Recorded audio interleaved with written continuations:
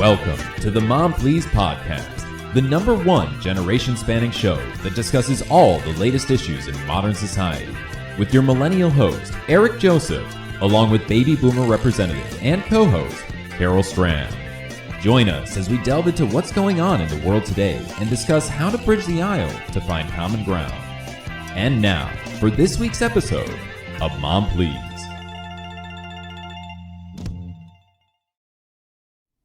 Hey everyone, and welcome to another episode of Mom Please, the discussion and debate show that spans generations and tries to make some sense of everything that's going on in modern society. I am your millennial host, Eric Joseph, and I am joined by my lovely baby boomer co-host, as always, Carol Stram. How are you today, Mom? Hey, I'm great. You know, everybody knows that Eric and I are mother and son, and we always like to have these interesting discussions. And sometimes we debate each other, sometimes we agree, sometimes we don't, but we always keep it civil and respectful. But I guess, actually, I'm not really okay today. Uh-oh. Now, what's going on? Well, I've been reading some very sad news, and that's that we're getting dumber. In the last 20 years, in the United States and other developed countries, we are getting dumb as rocks. But we're idiots. Okay, is it, am I an idiot? Are you an idiot? Is everybody idiots?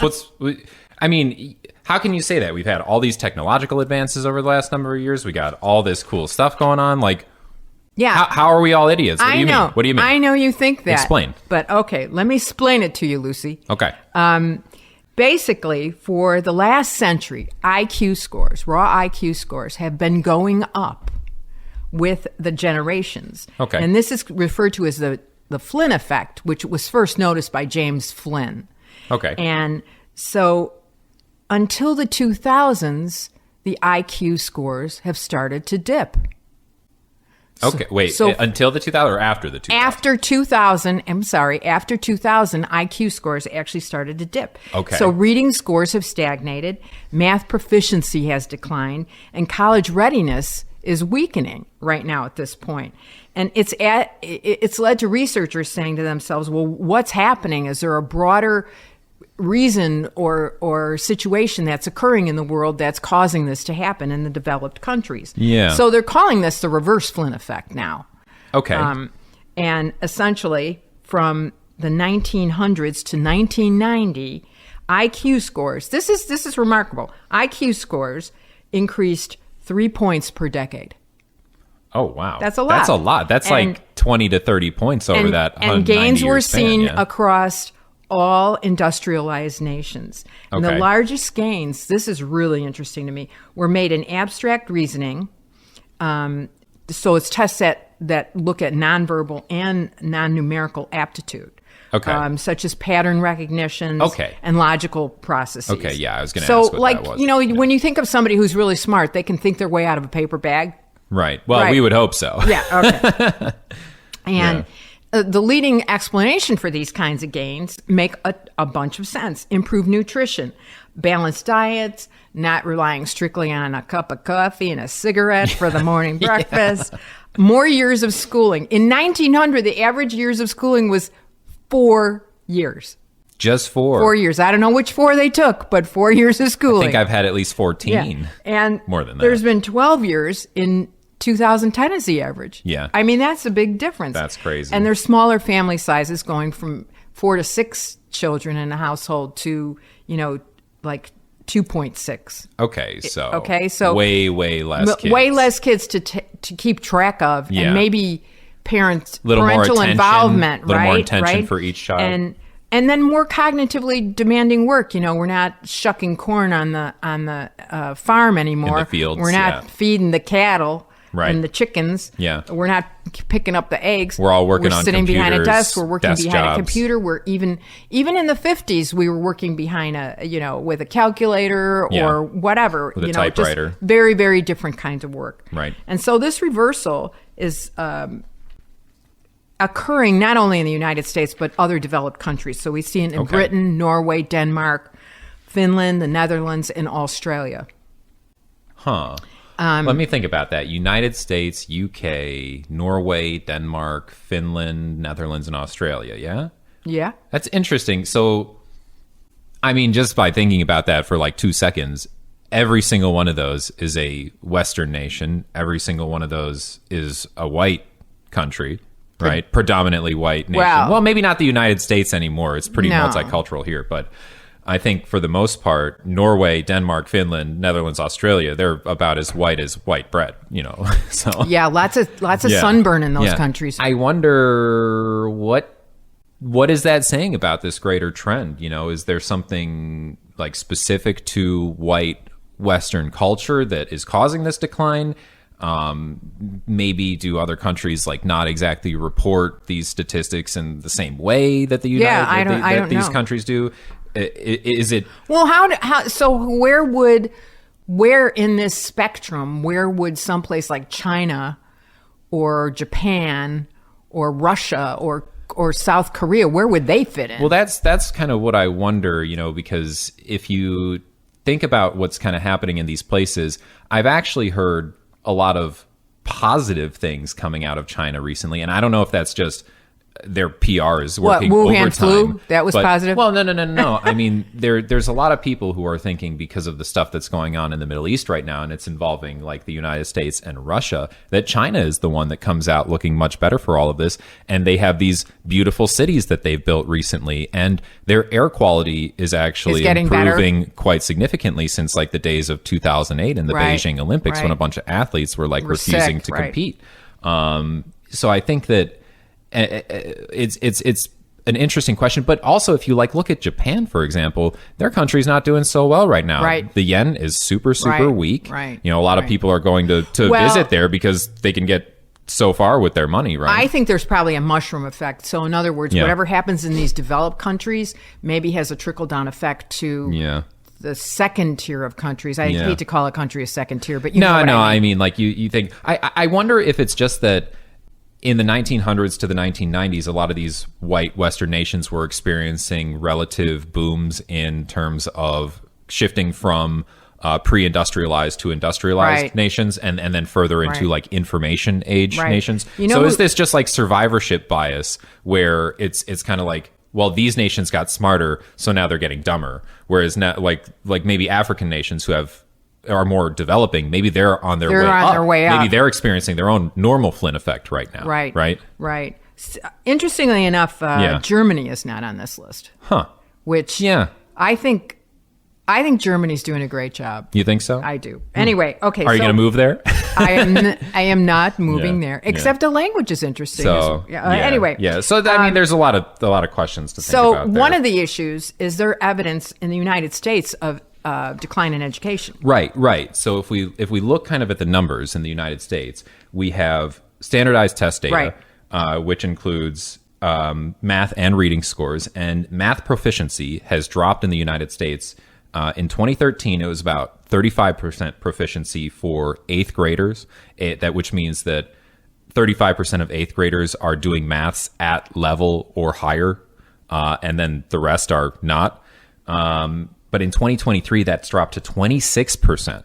So less than, or about, and like 3 full quarters, about three quarters of students in 8th grade are not doing 8th grade level maths or better. You know, that's so interesting to me because it's such a low number. It is a really low number. Even the 2013 number feels low. Yes. Even 35% seems really ridiculously low. Yeah. Reading has experienced the same kind of decline. Since testing began in the 1990s, daily reading for pleasure has dropped by well over 40%. In fact, in just the last 20 years, it was 40%.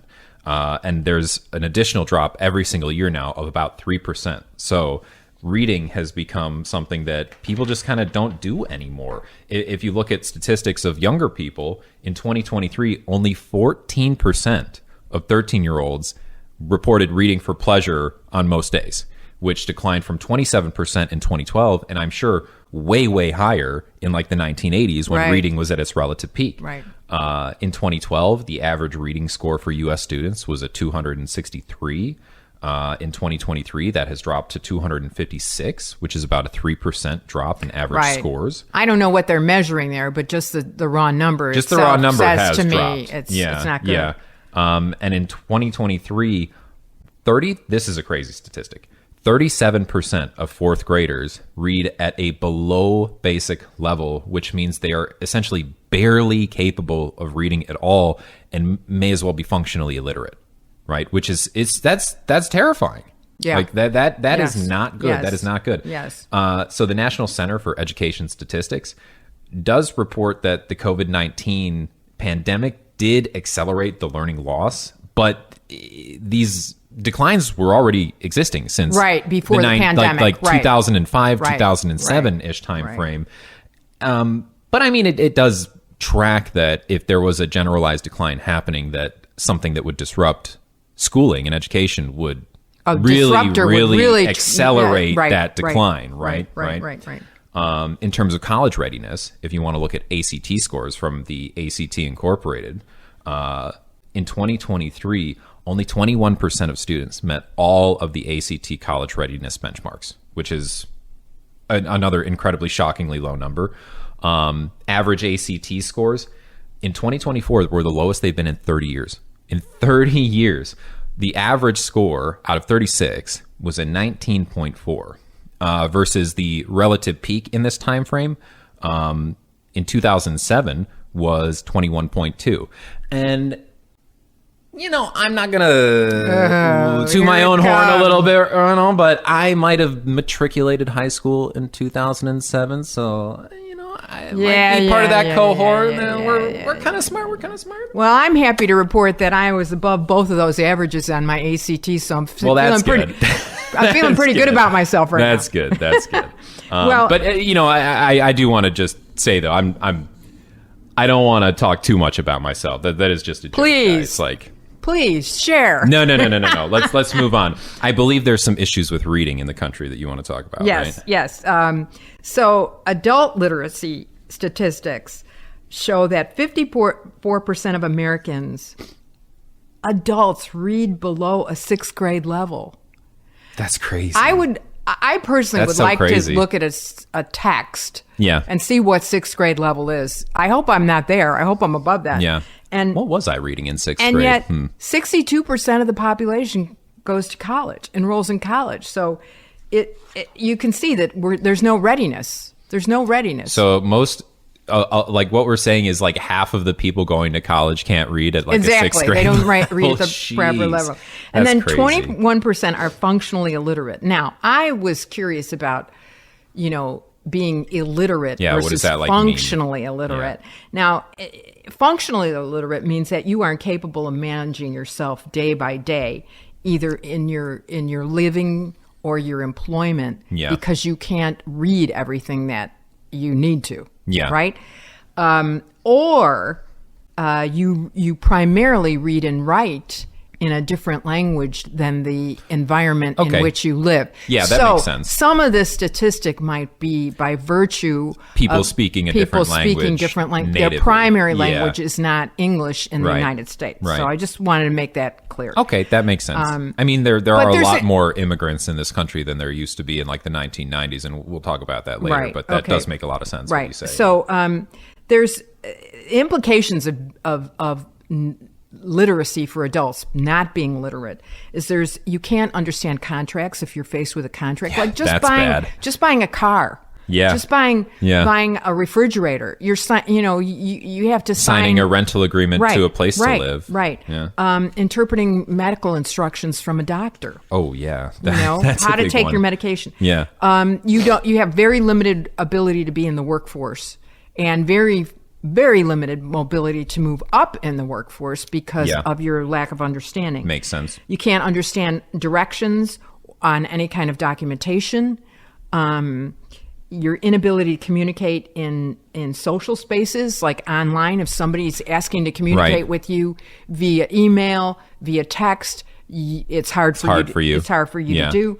Okay, I don't even know why this is in there, but difficulty in dating apps. And I threw this in there just because I'm thinking like there are stats out there that say like 40% of dating begins online, right? Right. And what do you have to be able to do to date online? You have to be able to create a profile, right? Which means you have to be able to at least write some stuff in your profile. Right. You can't just be like, hi, and that's it. Your Right. whole profile is just like one Right. word. Right. And then when you're texting with these people, you have to be like You witty, have to be- and you have to right. be able to Right. like It's reel very- them in, right? It's very hard to be. Well, okay. Here's a great example of something like that. It just makes it harder for you to form relationships, right? If you know? if you are engaged with somebody who does not have command of the language, and you know me, I'll say a little bit sarcastic sometimes. A little bit sarcastic sometimes, Mom. And you know, Okay. I'll throw something Okay. out to somebody, and they'll say, "Oh no, that's not true, Carol." And I'm like, "No, that was a joke. I'm that was joking, right. yeah. Okay. So anyway, We're just very deadpan, you know, our humor style. I think. Yeah. So, So are there other explanations? yeah, there are quite a few different explanations. I mean, that's what's happening. So we have this actual Schism. intelligence decline Right. that's happening right now, and kind of like what you say, a schism between people who kind of learned, I guess, and this is weird. 2007. What happened in 2007? The global financial collapse. It was right Big around time. the corner, Big right? time. So it essentially is the education of people pre 2008 recession versus post 2008 recession, right? Right. But I think a lot of jobs were lost during that period of time that never came back. right, and I think there's some explanation there as far as in the United States of where school funding comes from. Exactly. You know, right? If a bunch of people are losing their jobs Right. and values of homes are going under, Right. the property taxes Right. then are Right. not supporting the schools anymore, right? Because the home values are all suppressed. But anyway, that's only one of the possible explanations of why there's a Reverse generalized education decline. Flynn effect. Some of the other ones are just that in general, education quality is declining. So that feeds into what I kind of was just saying. So critics are arguing that schooling is degraded due to institutional problems within academia. One of the most notorious is continued expansion of administrative positions, which are essentially the positions of people who run and operate the school, not like teachers, but like faculty staff, essentially. Right. And these positions have ballooned in terms of number and salary over the course of the last 20 or so years. Right. So well, that and means there's also more pressure on the schools to provide more services now too. Right, So right, there's yeah. more. You know, when I went to school, there was no social worker. right. There Yeah. was nobody to. Was there a college like entrance person? No, there wasn't even a college there like was- recruiter type. There was some nun that you Some went in nun. and you said, "I want to go to this public university," Yeah. and they said, "Well, what about a Catholic university?" yeah. That was right. that was it. Yeah. So there's way more administrative nowadays. So that means less money for the actual education portion of it. The academic rigor has actually dropped because of the policy implemented by the Bush administration, the second Bush administration, No Child Left Behind. Right. This basically tied school funding to the performance of students in the schools. And this came up during my high school tenure when it was first implemented, like literally like a year or two after it was implemented. My high school, which has consistently rated as like one of the Very best high high, schools right. in the whole state of Illinois, was failing its No Child Left Behind policies because we had a large cohort of special education kids.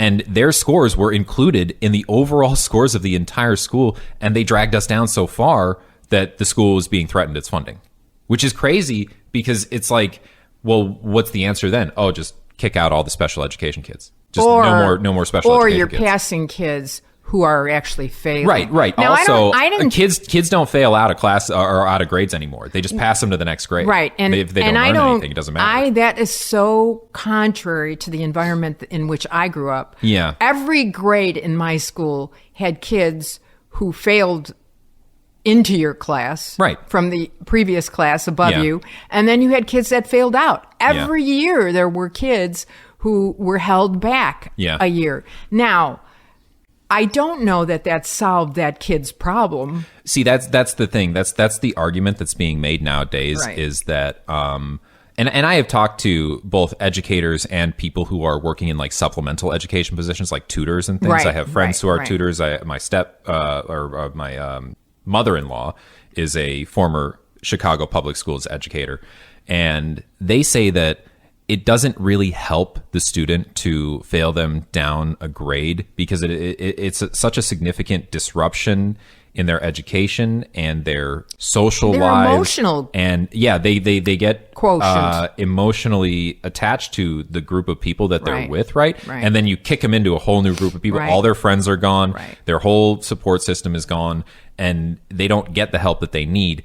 I think the consideration is that it doesn't matter that much. And this is going to sound really bad. I admit this is going to sound really bad, but bear with me for a second.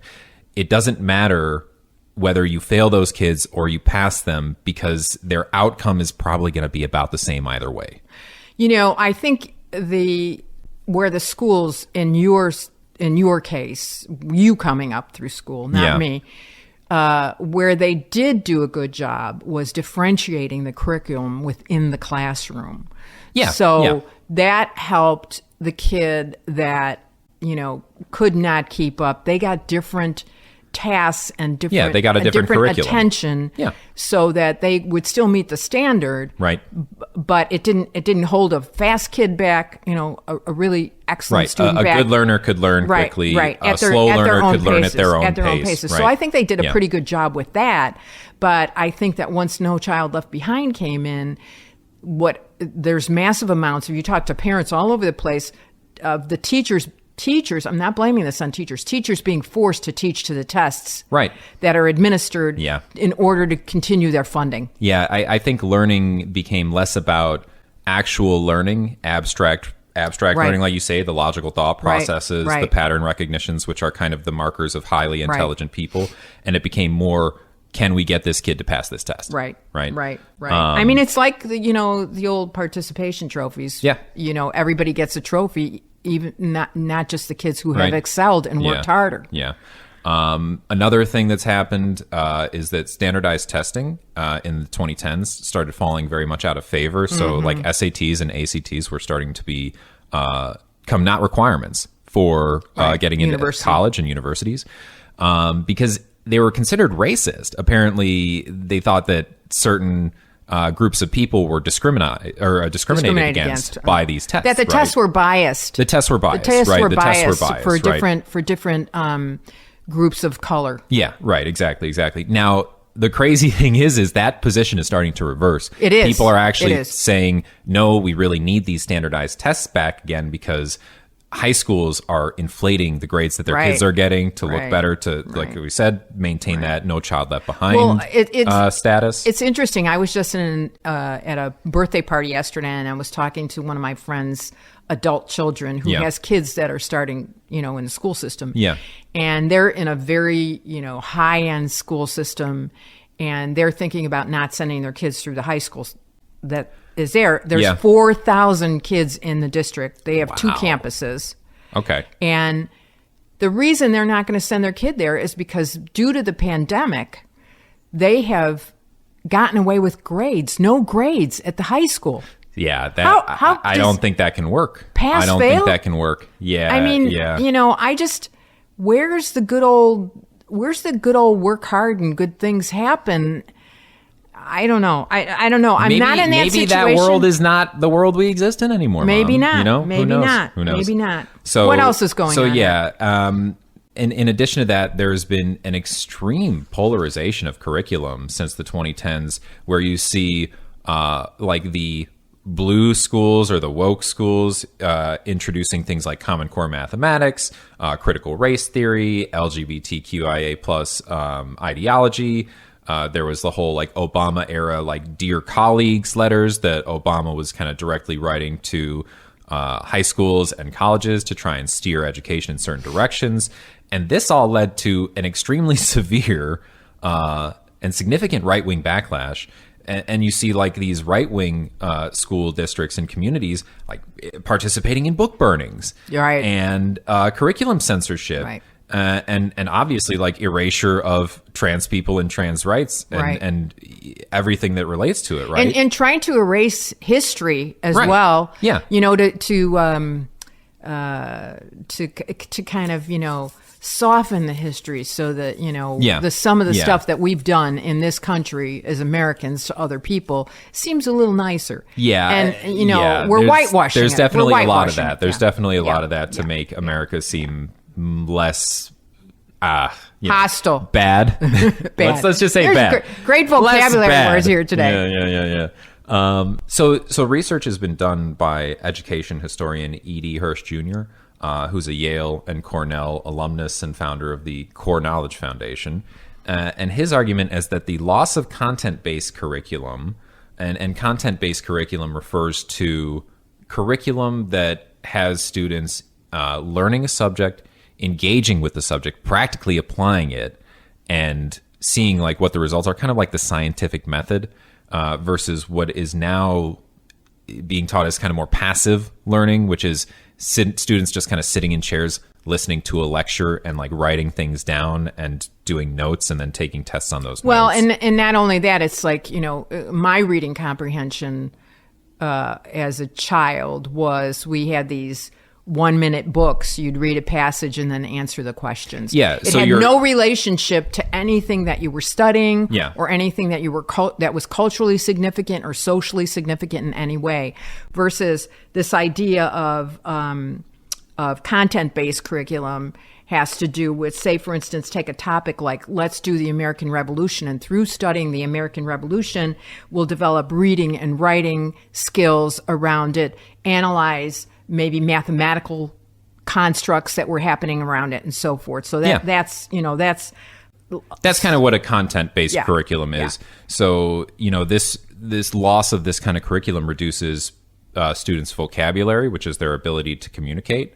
It reduces their cultural literacy, which is their understanding of other people that are not themselves, right? And their abstract reasoning, their logical and critical thinking skills. Right. So we're losing that, educational quality. And I wonder if that's because if it really is boiling down to teaching to the test.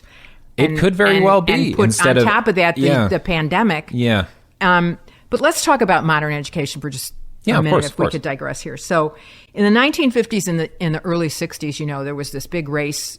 The space race. Yeah, right? yeah.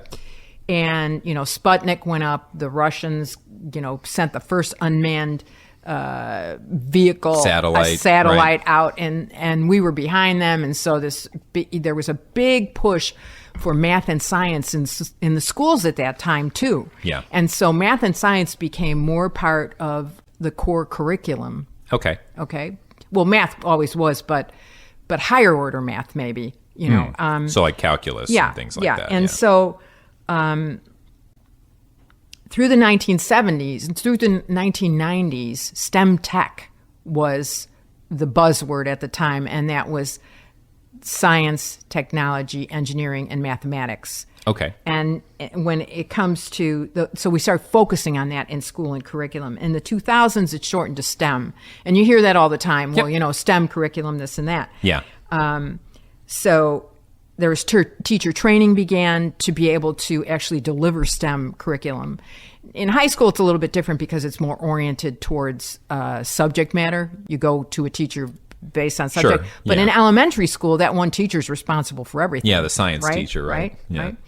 Right. So in 2015, there's the STEM Education Act, and this provides teacher training to schools, and computer science is added to schools as an actual, course of study. Okay. In 2017, President Trump signs the Inspire Act to increase the pursuit of aerospace careers by women. Now, I'm not really sure. It's like the only good thing he's ever done. I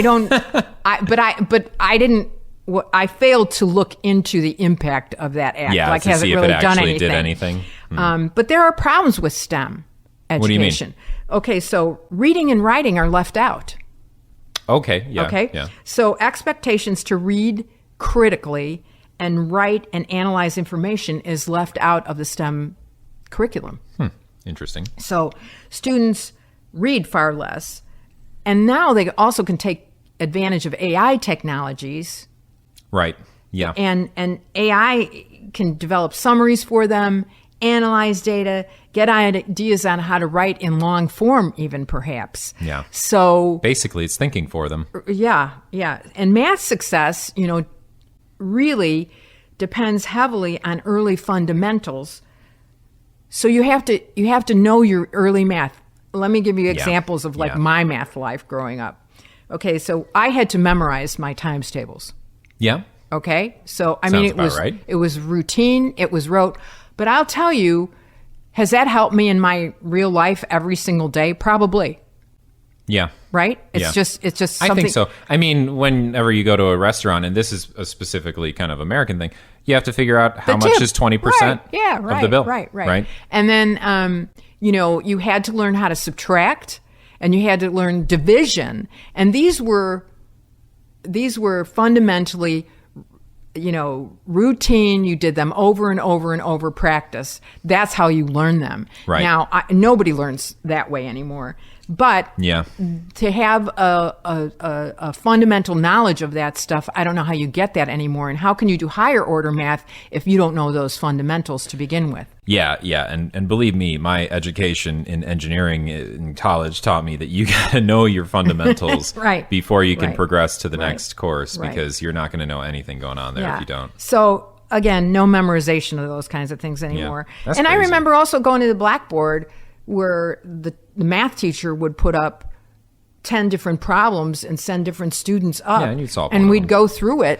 Honestly, that doesn't sound too much different than how I went through school. And I remember, like, in collegiate courses, we have a teacher writing stuff up on I think we had whiteboards at the time, and we went down in the row. Is that a racist thing, by the way? Blackboard. I don't think so. Okay, just checking. Please. Sorry. Don't bring racism into it. It doesn't need to be. Sorry.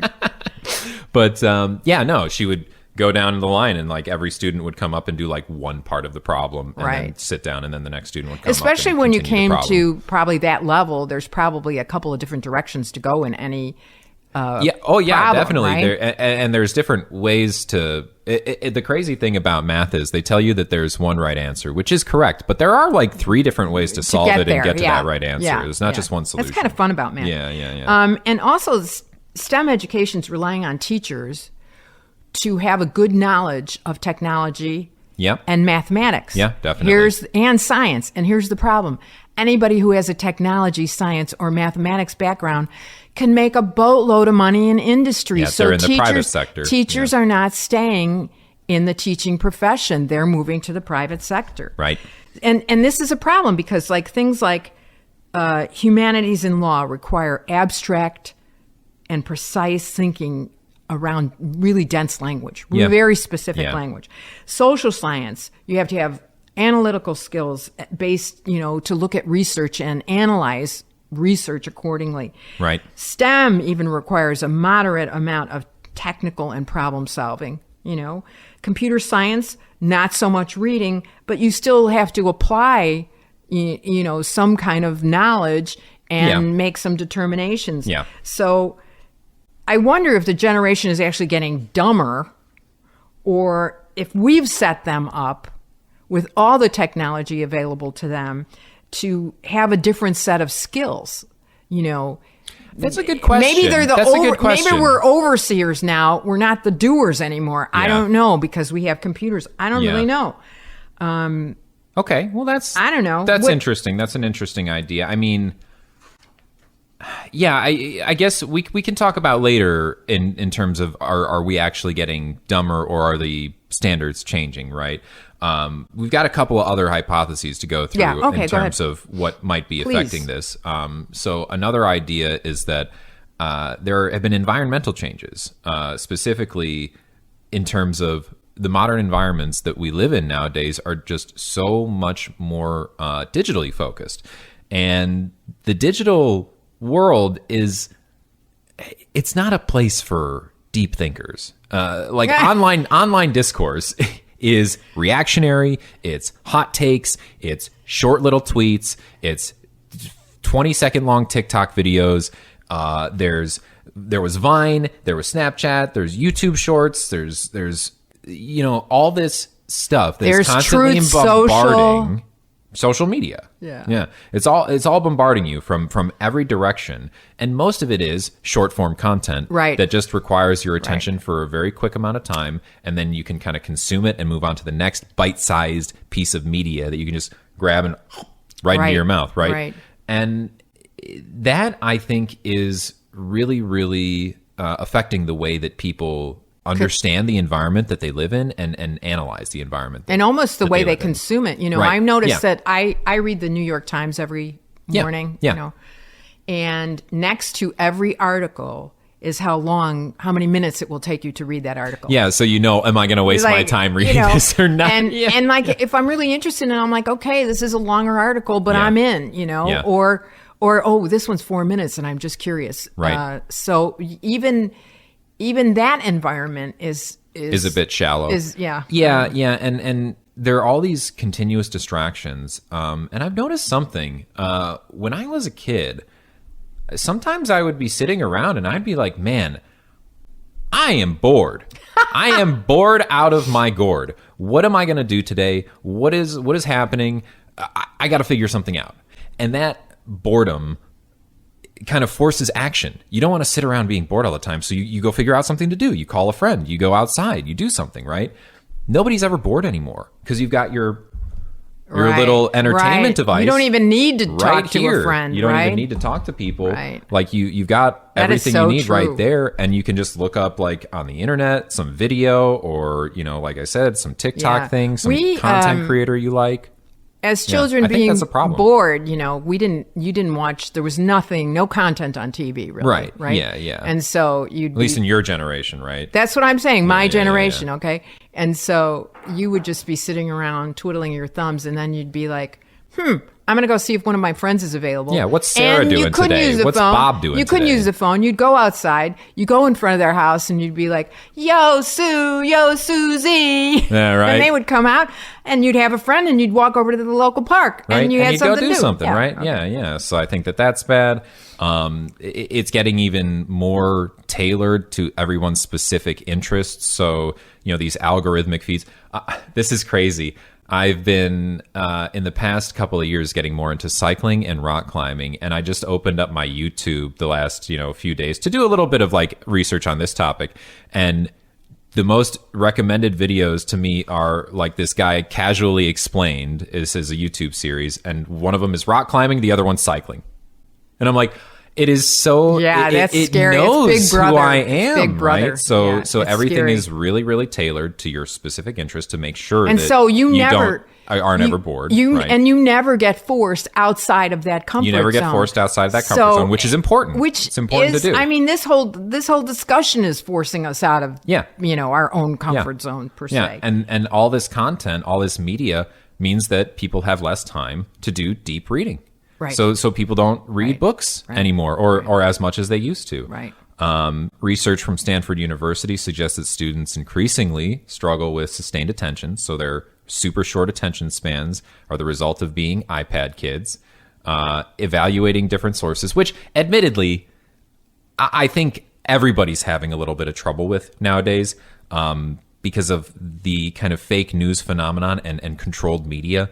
We just had The Ellison Family by Paramount Plus, which includes CNN, and the Ellison family is deep in bed with the Trump administration. So there goes CNN's left-leaning bias. Right. Like guys like Anderson Cooper and Rachel Maddow are probably out of a job now. Right. They're going to get fired.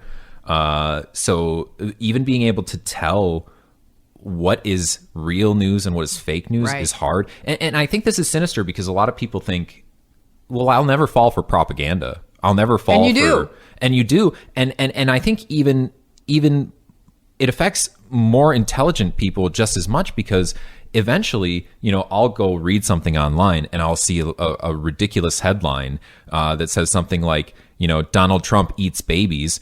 And I'm like, well, there's no way that can be true, right? That's got to be fake news. And then it's in the Epstein files. Right?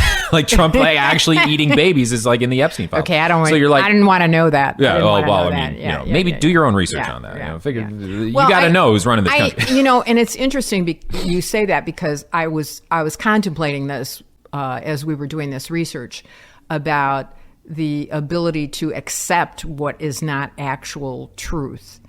And if you were to take a liberal Dem and have them sit in front of Fox News, would they be able to discern what was media hyperbole, and what was truth? Yeah. And likewise, if you took a conservative Republican and put them in front of CNN, would they be able to discern what is truth and what is not? Yeah. And I think our ability to do that is diminishing. I agree. And I think that's by design by people in power, right? Yes. Okay. So that's happening. And then our analytical skills in terms of our critical ability to read and understand what we are reading is bad. It's very, very low nowadays. So people are having trouble just even understanding things that they are reading. Reading comprehension is basically at an all-time low. Yes, somebody... or relative low. Somebody that I know just recently was talking to me about reading books and said, I think that every book that has over 6 characters in it should have a glossary of the characters and who they are so I can keep them all straight. Oh, man. And I thought, that's funny, because once you really get into a book, and if it goes back in history and comes back and forward and there's a lot of characters, I can see where that can happen. Yeah, sure. But usually you're cemented enough in the reading material to where it doesn't cause you much pause. Yeah, you know who's who. But right, I thought that generally. was interesting. They wanted a glossary of that. I don't know. Maybe they read Game of Thrones recently and there's like 35 different characters that are all... I don't know. I know that I personally perspective. thought that I was going to break my own personal reading when I read Atlas Shrugged. But that's a tough read. That's a hard book to read. It's 1,000 pages. It's 1,000 pages of navel gazing, and there's Ayn Rand navel gazing. Yes, really. And there's 400 pages of it that I didn't even need to read. Yeah. Anyway, probably more like 600. But speaking of reading, we do have reduced reading culture. Right. The average American, 60% of high school age people report reading for pleasure on a daily basis. But that was in the 80s. Yeah. Right? In 1980. Right? In 1980. Right? So we used to read a lot. Yeah, 60%. In 2024, 23% of Americans read no books at all. Oh, jeez. Reading long-term forms develops vocabulary, conceptual thinking, being able to understand, like you were saying, Eric, concepts, and working memory, this idea of remembering who the characters are. And remembering what you read. So we're losing that ability. Our verbal... How old was the person? Let me ask you a question. How old was the person that needs that glossary if there's more than 6 characters? Age. Okay. Age. But the verbal IQ growth and the lower the ability of people to communicate effectively is happening in our culture. Yeah. And for instance, I read this book, The Dumbest Generation, which is about this generation coming up. And let's see, on page, there's the actual statistics of reading. Okay. Seniors in 2005, 19% of them read nothing. Okay. No books. Between 1 and 4 books, 54% read. So that's a pretty nice number. Not bad. And between 5 and 10 books, 16%. Okay. So you can see that reading is really dropping down. Most people read below 4 books a year, basically. Correct. Yeah. Correct. Yeah. So we're not jumping on the bandwagon to read. Yeah. And additionally to this, besides our lack of reading, is also the idea of nutrition and health. Now, this didn't even come into my head that this could be part of the whole thing. So IQ is strongly linked to childhood health with potential factors such as ultra-processed diets like Lunchables and chicken nuggets and the ever so loved Hostess Ho-Hos. Yeah. I love those things. Yeah. I liked Lunchables when I was a kid. Yeah. Sleep deprivation. Yeah. Only 14% of kids get the recommended amount of sleep. 14%? Well, you know why? Because they have those things in their bedrooms. Probably. They have their iPhones in there. Childhood obesity. About 20% of kids aged 2 to 19 are obese. Jeez. Reduced outdoor activity. Kids on the average get 4 to 7 minutes per day outside for unstructured play. 4 to 7 minutes. Minutes? That's like shocking. Okay. So I remember when you guys were in elementary school. Yeah. You quit coming after third grade. so say fourth grade on, you said, we don't come home for lunch anymore. We stay for lunch, because that was the only time you got recess.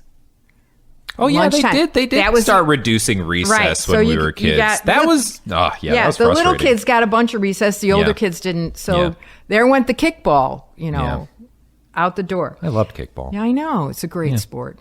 Compared to, it should be an Olympic sport. another time.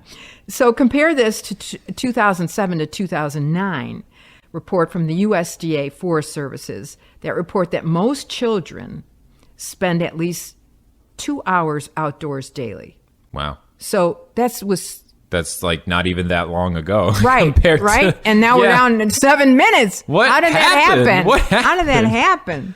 Sheesh. The research from Harvard T.H. Chan School of Public Health suggests that childhood metabolic health correlates with cognitive performance. So that's why all this is relevant. That's why it's important. Okay. So you need to keep your metabolic rate up, which activity keeps your metabolic rate up. And does that take, well, okay, I can see that for the US's case where we have these like ultra processed diets and all this like screen time and not going outside and stuff. Does that track for like the European countries? I mean, their food is way different, right?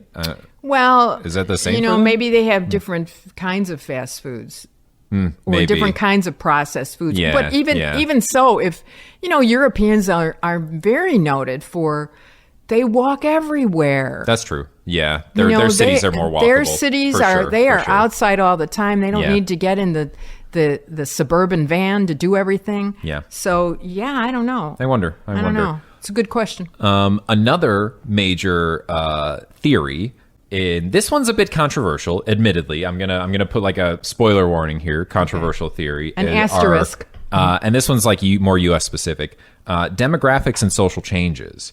So some researchers are suggesting that the shift in demographics from like the 1990s until now is responsible for a lot of these intelligence differences. So there have been different immigration patterns where in the U.S. in the 1900s, most of our immigration was mainly Europeans and Southeast Asians. Now it is significantly Hispanic, Arab, and African, and especially significantly refugee heavy in the recent years, or it has been like under the Biden administration, right? There are significantly different fertility rates among these different groups. Like there are much higher fertility rates among the less educated and like lower fertility rates among the higher educated. There's this significant phenomenon that we've explored in some of our previous podcasts of about birth rates. As women get more educated, they have less kids. Right. That just happens, right? There's more socioeconomic inequality nowadays. The wealth gap is ever increasing. People are getting poorer and therefore unable to pursue higher education as it gets increasingly more expensive. I mean, when I went to school, especially in college, it wasn't exactly cheap. And now it's like you ask somebody how much they spend on their education, it's almost $500,000 at some of these schools. It's an insane number, right? It's big. And then and this is the controversial part of the theory. In the United States, there's an increasingly higher percentage of the population that is comprised of immigrants and the children of immigrants. So in 1990, there were about 20 million immigrants direct from other countries in the United States, and probably about maybe 40 million immigrants and their kids. In 2025, there are now 53.3 million immigrants and 95 million immigrants and kids in this country. And that's about a 270% increase over that 35-year time span. Now, like I said, this is a very controversial and not really, really highly supported theory. I don't personally support it. We're just including it in this podcast here. I'm going after you hard on this one. I mean, what? I think that you can't evaluate someone's IQ by virtue of their socioeconomics, because their raw intelligence. Yeah. We can't confuse book learning with raw intelligence and their ability to think through a problem and whatnot. Right. I think that's confusing two different things. Yeah. I also think that in this country in particular, that you're right about there's people who the wealth gap has created part of this problem, because the school districts that have the money and the property taxes to support as such are still doing great. Yeah.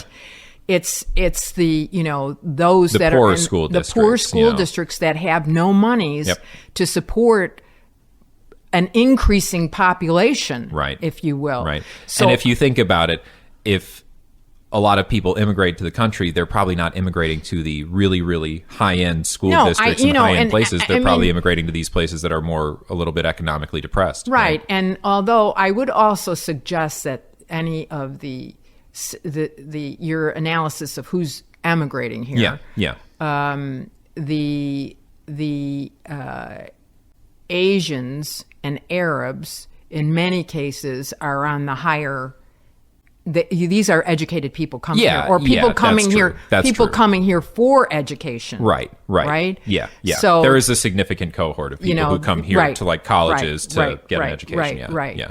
But I think that we have to be careful by just analyzing people by virtue of their book intelligence. Yeah.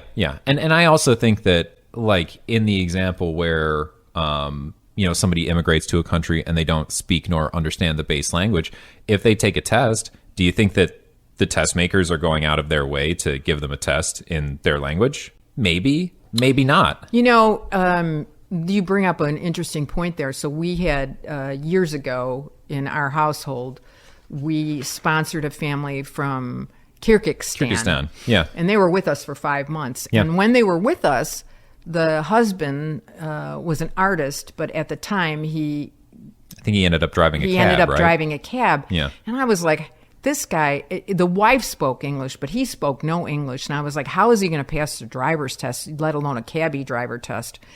And his country was under the rule of the USSR for many years, right? They're part of the Soviet bloc. And so they all knew Russian. So he took the test in Chicago in Russian. Yeah, that checks out. Right. I mean, Chicago's a fun city. You can get by here without understanding a lick of English. It's crazy. So, okay, moving on. So, yeah. What else do you have for us, Eric? Other theories, smartphones. iPad kids. Psychologist Jonathan Haidt argues that the smartphone era after about 2012 produced a reduced attention span with the inability to pay attention for more than a few seconds at a time. Wait, what'd you say, Eric? Huh? Wait, what were we talking about? Yeah, anyway. Reduced reading, less ability to understand and communicate with people. And then this is really important. Reduced face-to-face interaction. Right. You can't learn unless you make mistakes, and you can't make mistakes unless you're given the opportunity to make mistakes. So the less time you have to like make your mistakes in your face-to-face interactions with people, the less you understand how to like be normal with other people, right? So people are kind of turning out a little bit kind of weird nowadays because they just don't talk with people enough. So now we're to not kind of get dumb, that like social pushback. Weird. Yeah, but you have to have a little like social pushback at times, even if it's a bit uncomfortable. It's what shapes and teaches us things. Exactly. So there are a bunch of negative effects that come out of this, but the most serious ones are attention fragmentation, which is the inability to pay attention to any one thing at a time. I mean, I know that I suffer from this when I have to have like a screen playing like March Madness basketball right now. I have to have 2 different games up at the same time. I have to have my phone going. Like I have to be checking the scores on my phone. The laptop's out. It's got something else going on. Like I am totally I have a problem here. I am a bad example of this, right? I'd say so. And then there's also a decreased amount of really deep conceptual and nuanced learning happening, because everything is hot takes and everything is so reactionary and immediate. Nobody's really developing the ability to actually be like, well, wait a minute. Hold on just a second. Yeah, I think something else. Let's talk about this. Yeah. What's going on here, right? Really? And that's a big problem. I see that everything has such an immediacy now that you take your phone out, you have a question in your head, or you're discussing something with friends, or you're out with people, and somebody pulls out their phone and gets the answer to that question right away. As opposed to everybody sitting down and saying, well, I have a theory about that. Well, I think this or that or whatever.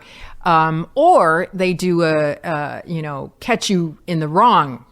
Yeah, where right, where like, they gotcha. pull out the phone, they go, well, I got you, you were wrong. Well, Yeah. nobody wants to involve themselves in discourse if somebody's just checking on them all the time. fact-checking I mean, them that's all the time. ridiculous. Yeah, That's ridiculous. Try to be a human. Right.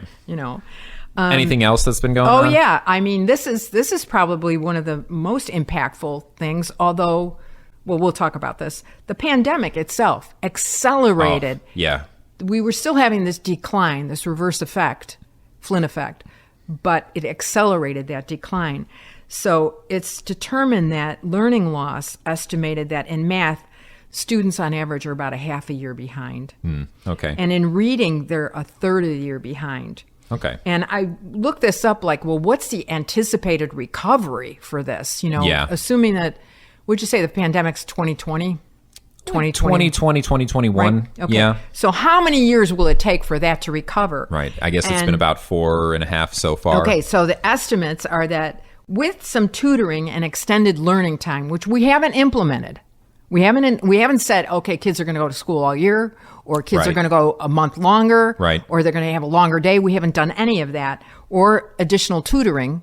Maybe parents are doing that individually, but the school system's not doing it. I doubt that. Okay. Yeah. So that will take about 3 years with that kind of level of intervention to get back to where we were. 3 years? And we were still sliding. Oh, geez. But the actual estimate is that it will take 10 years with no interventions Oh, man. for us to get back. Yeah. And That's like almost a whole generation of it is. kids It is. affected by this. It is.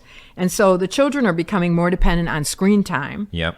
And then online schooling, which they had to go through, was also very passive. Yeah. Yeah. There's some really... There's not a lot of I mean, if you hands-on get in a stuff going Zoom, on, if right? you're in a Zoom meeting, I could be doing 10 other Half things. the people on- are asleep on Right. on And the call. I've turned off my actual, picture of myself. Yeah, And yeah. I just am doing something else. Right. So it's just not very effective. Yeah. And, they call that digital drift when you're, Okay, when you okay. do that. But Yeah. I also wanted to bring up this book, Right. The Dumbest Right. Generation. Yeah. And the review of this is written by Mark Bauerlein, who's Okay. a professor emeritus at Emory University, and he teaches in English department there. And he's also been a contributor to, The Atlantic and the New York Times Okay. and the New York Post, Washington. So he's a published guy. He's a published guy. He's a renowned guy. And his main argument is that the digital revolution itself, which we're currently in, is not creating more informed generation to itself. Instead, can it's tell that. produced a generation that's less capable of deep thought, historical awareness, and civic understanding. Okay. And his main ideas is like there's a knowledge deficit. Okay. Yeah. So instead of, even though we have this unprecedented amount of access to information, we're not using it for learning. We're using it for this social, gratification. Yeah, that Right? seems to check out. Right? Yeah. Right? Yeah. Okay. And so that people know nothing about civics, know nothing about geography, and know nothing about history. And I have found this to be true in my own conversations with younger people where I'll mention something historic and they have no knowledge of it. Oh my gosh, that happens all the time Okay, to me nowadays. so here, listen to this. It makes me feel old. Yeah, okay. So this was a discourse on Leno when Leno was still on late night. But Yeah. all the late night guys do this. Yeah. So he gets somebody, they go outside and they're talking to people on the street. And it says, do you remember the last book you read? And the young man he's talking to says, do magazines count? Oh, jeez. And then he says, well, wait, maybe a comic book? I've read a comic book. Oh, man. And then another person, he asks, where does the Pope live? And the person responds, England.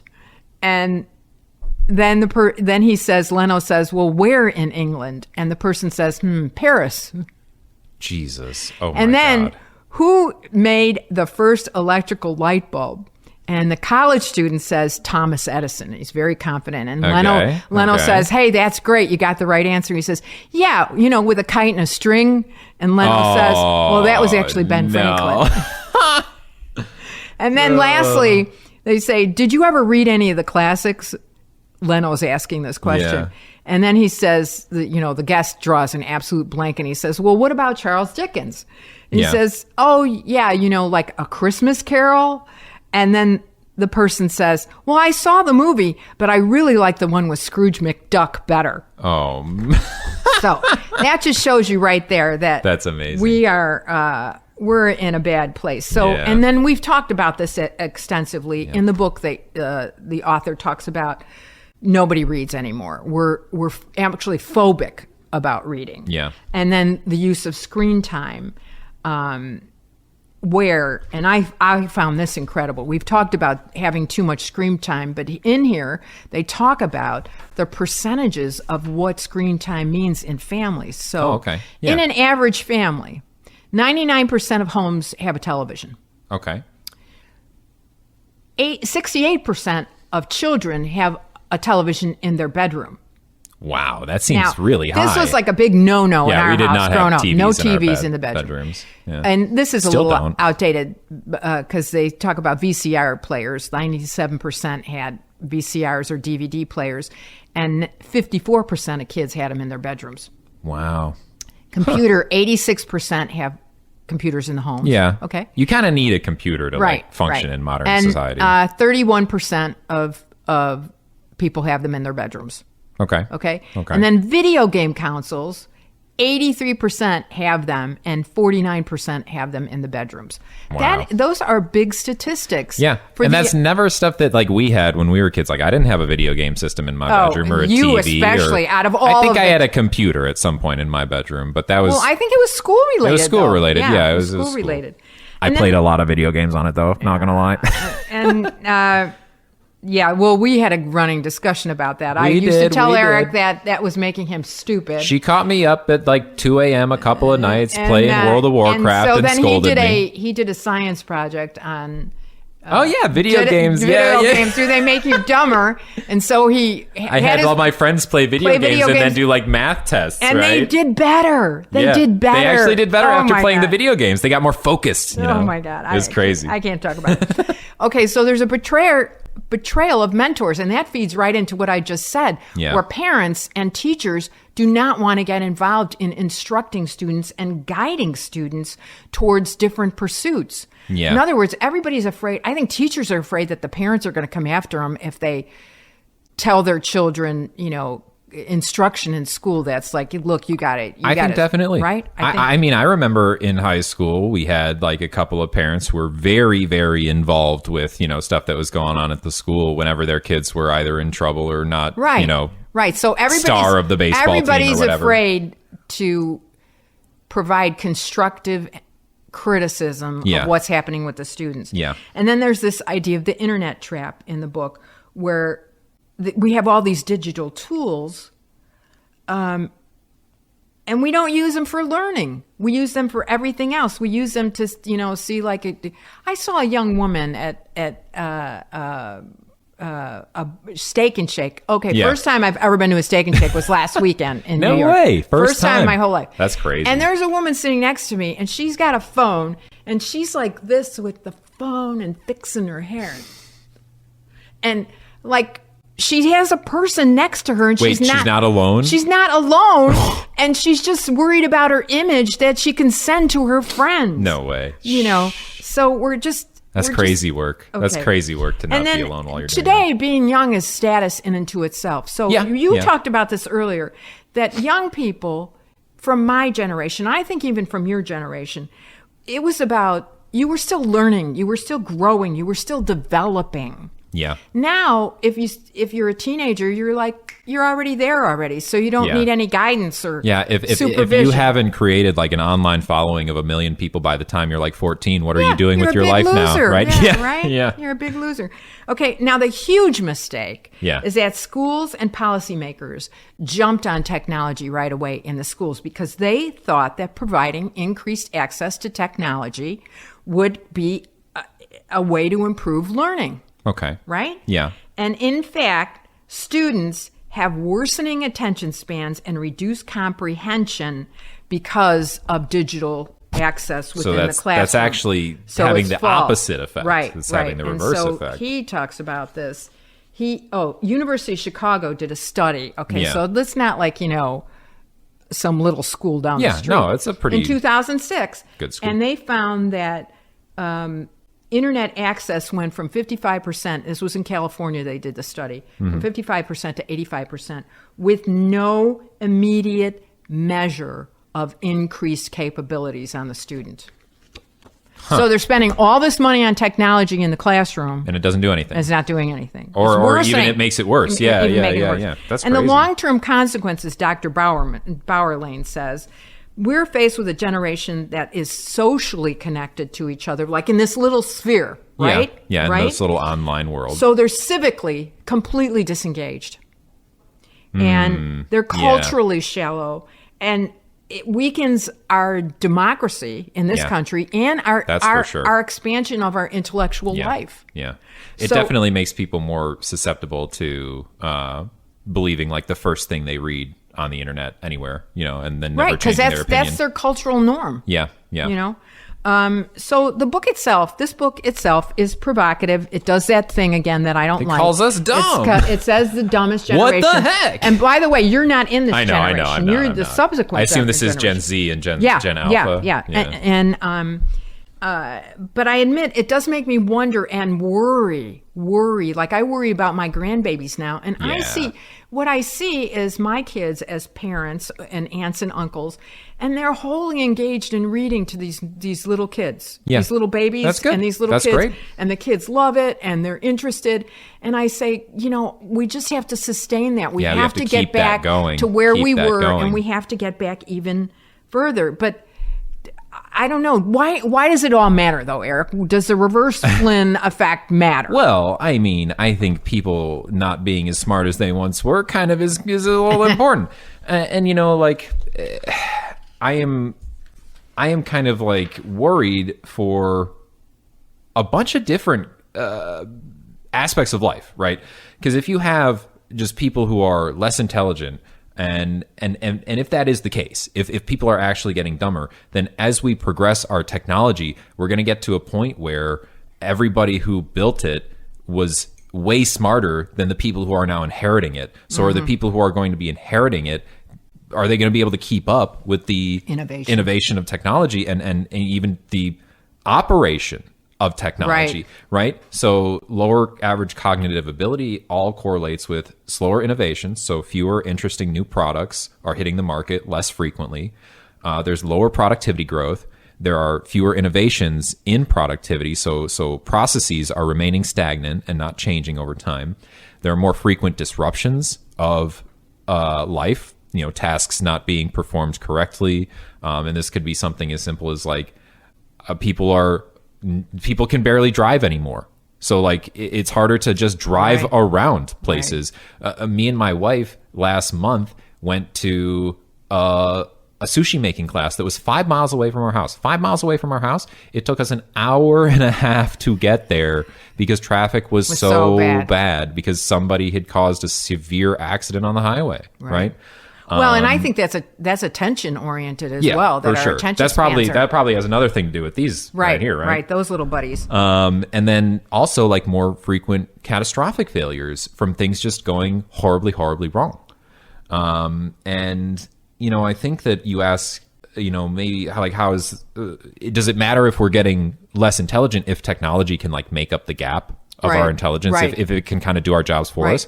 But I would kind of point towards, you can't always rely on that because we had some Boeings, some airplanes doing some funky things recently, crashing, right? And the whole reason that these planes were crashing is because they were given technology on the front of the plane to read if the plane is level or not. Right. And that technology wasn't implemented correctly. It started failing, telling the plane that it was not level and that needed to correct angle itself down. Yeah. And these planes would go into nosedives. Oh gosh, right? That's horrible. So technology doesn't by itself fix the problem. That's interesting because, when I think about technology, I think, just on its face value, it should be able to do these small tasks for me so that I could do my job better and more effectively. Yeah, right. And I was talking to my son-in-law, Sean. Yeah. And he said that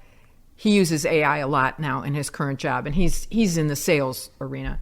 And in order to put things together, it would take like maybe a day or two of him going through iterations of trying to put together maybe, I don't know, a sales pitch or something like that, specific to a client or analyze a client's needs, that kind of thing.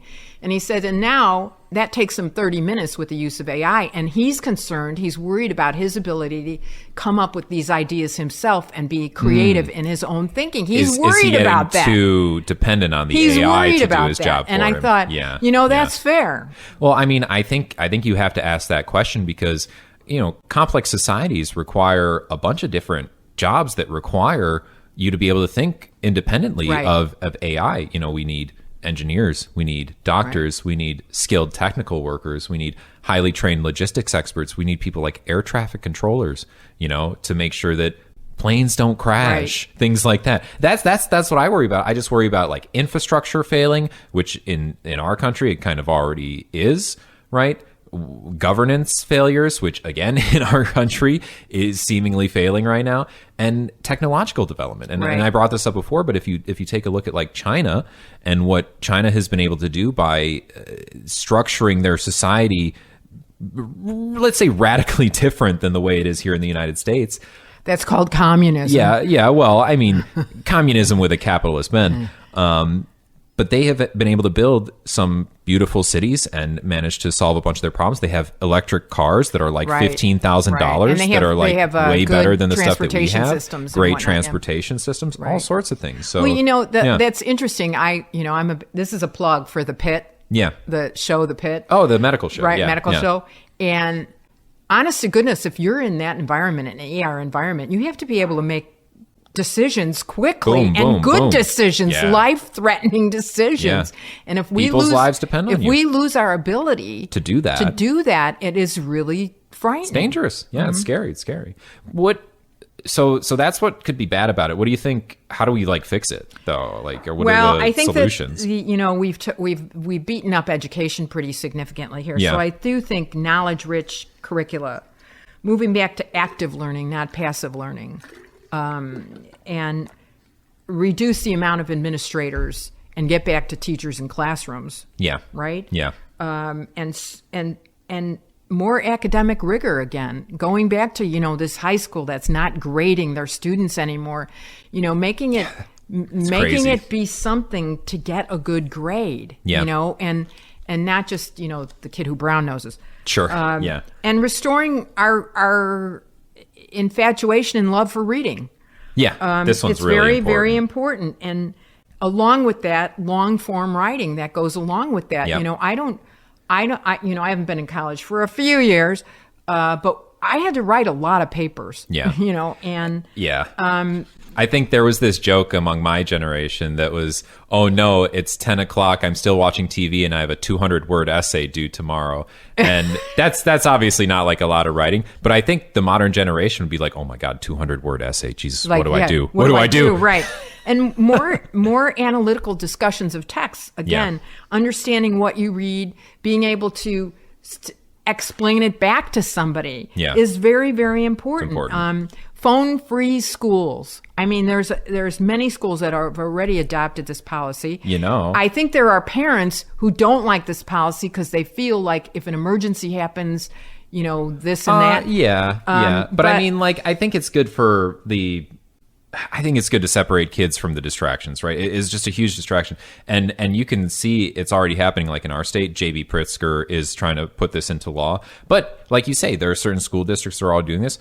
The school district that I went to, Hinsdale Central, at 86, is already doing that. Yeah. They already have school, phone bans. Yes. So the good schools, the ones that are historically putting out, students that actually know what's going on, they're already involved in this. They're already doing it. Right. Well, that makes me feel a little bit good. Yeah. Proper nutrition and adequate sleep and more language exposure for kids.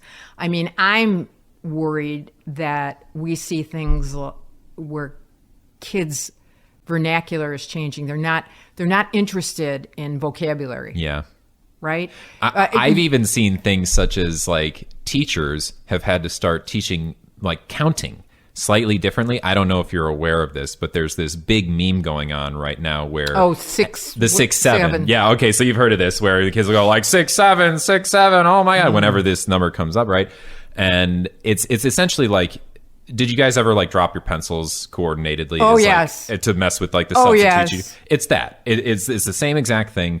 But like I've seen videos of teachers, they're like 1, 2, 3, and then when they get up to 6, they go 6, 7, 6, 7, and then the kids are all doing it, and they're like 4-year-old kids. Yeah, they're brain rotted. The memes are brain rotting them before they're even in school. Right, you don't even need to learn that. Yeah. So and then you need to build reasoning skills.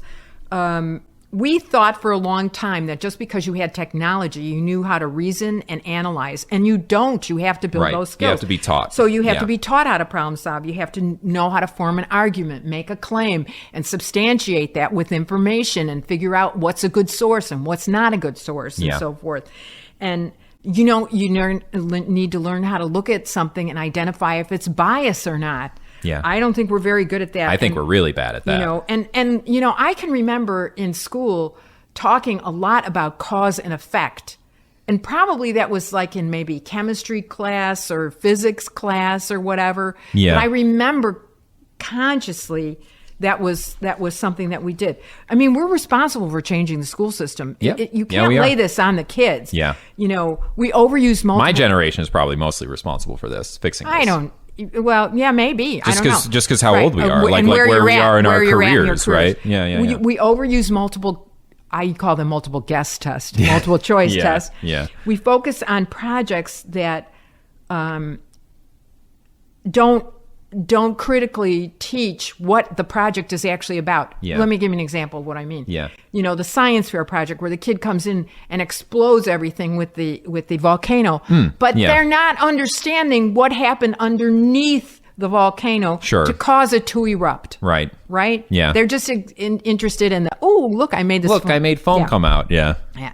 And we're skipping fundamental learning, and we need to go back to those fundamentals. And I just saw something that made me feel a little bit good about all of this, which was that we got rid of phonics. I don't even know if you did phonics. Was that like sounding words out to learn language? And sounding words out, and also understanding prefixes and suffixes, what their meanings were. I think I learned that. So really studying those, so that if you looked at a word that you didn't know, but if it said neoclassical and you knew what classical meant, you knew what neo meant, you could figure out what neoclassical meant. New classical. Right. There you go. Boom. Okay. I guess you learned that. Yeah. So anyway, that's what we can do is to go back to that stuff. People did learn that because we had Latin in high school. Right, Latin was basically just like etymology class. It is. Oh, there was etymology at your school. That's right. And we had etymology at our school as well. Okay, and some scholars dispute that cognitive ability really isn't declining, and their arguments are that the test designs need to change. So, for instance, we were talking about this earlier about the SAT went from 1,600 points to 2,400 points. They added They got rid of the word analogies. Right. I liked those. I was good at those. I did too. The one thing I was good at, they took away. Right. Wouldn't you know it? And then measurement artifacts. You had an example of this. Yeah. A measurement artifact is it essentially is something that is present in a lot of surveys or scientific tests and like hypothesis experiments, right? And it might be something like the researcher is going for a specific outcome, so they tailor the questions and the data set to trend towards that specific outcome. Or it might be like a behavior that they're measuring. Like, here's a good example.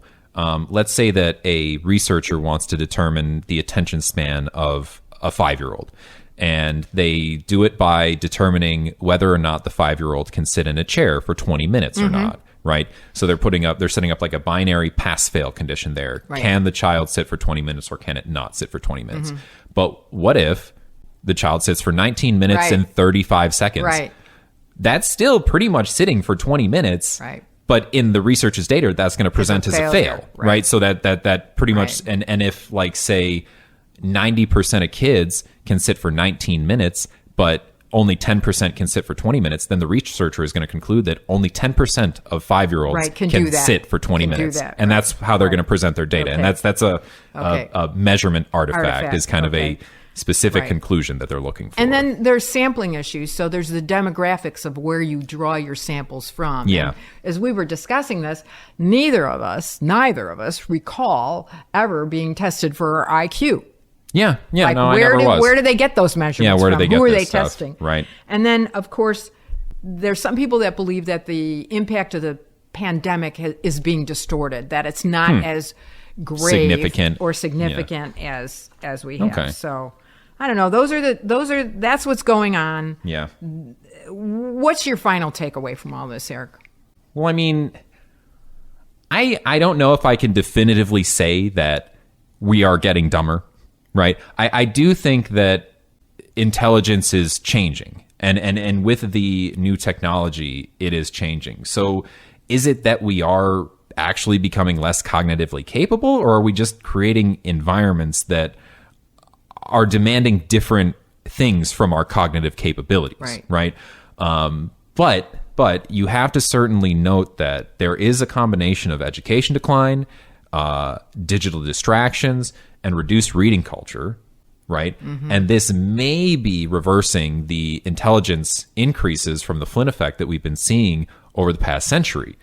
So for basically a century, that's what was happening. The Flynn effect just said that humanity is basically getting smarter as a whole. But today, the data is way more complicated. There's a lot of different forms of reasoning that appear to be weakening, but there are some forms of reasoning that appear to be strengthening and improving. Right. So I think what I would like to do is keep, kind of track the reverse Flynn effect. Yeah, it will be interesting to see over like the next 30 years what happens. Right, as we're talking about, we think there's a generational issue with the pandemic of 10 years, almost 10 years. Yeah, will we see changes in that? Yeah. And we're only about halfway to that point, right? Is it as grave as our friend Dr. Mark Bauerlein, as he says? Yeah. Or is it, and there's a lot of research in this book that he supports it. I mean, we just kind of skimmed. Yeah, if you guys want to learn more about it, definitely pick up this book. It's very good. It's very good. But I just, I'm always hopeful. Yeah. Well, me too. Well, I think that about wraps us up for today. It does. Yeah. So join us next month for our next episode on, I believe we're going to be looking at NIL money in the college athletics scheme and how that is affecting and the transfer portal, college athletics, and just childhood development in sports, right? So we're going to take a look at that. On your guys' way out, please make sure to hit that like and subscribe button. And remember to mind the generation gap and keep it civil, everyone. Bye now.